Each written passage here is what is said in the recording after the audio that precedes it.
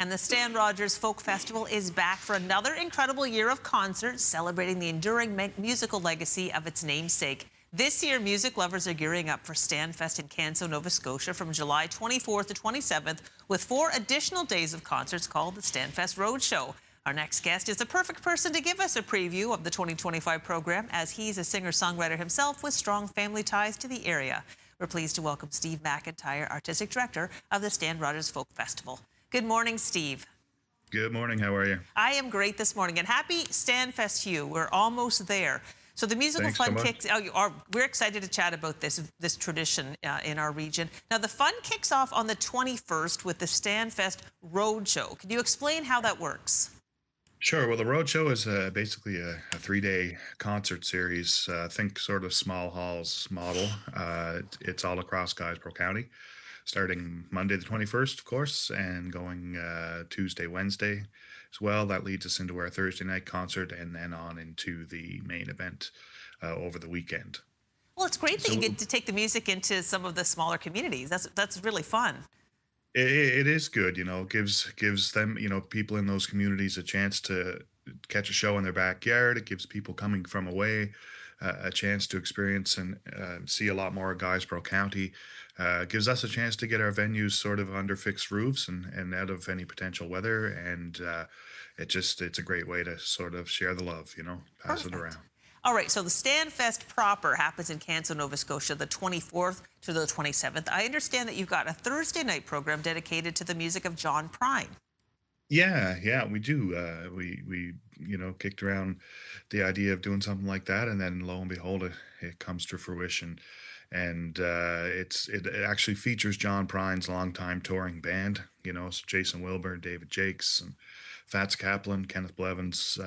They're blowing up from the southern states and going to give us a heck of a show and on the main stage in Canso.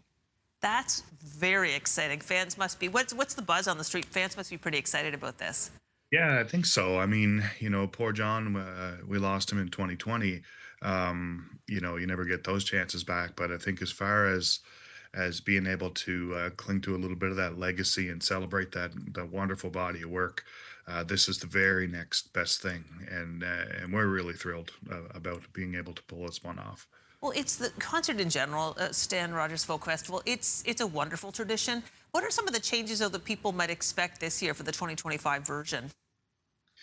Well, again, to sort of get ourselves, a little more weather resilient. Now, we're not jinxing this at all because it's going to be a wonderful, gorgeous weekend in Kent. So the weather's going to be perfect. But, just to put your best foot forward in the face of some climate change and things like that, we decided that we want to start moving some of our on-site, on the field tents into the community, into fixed roof venues. So this year, for the first time, we'll be doing that at the Canso Fire Hall.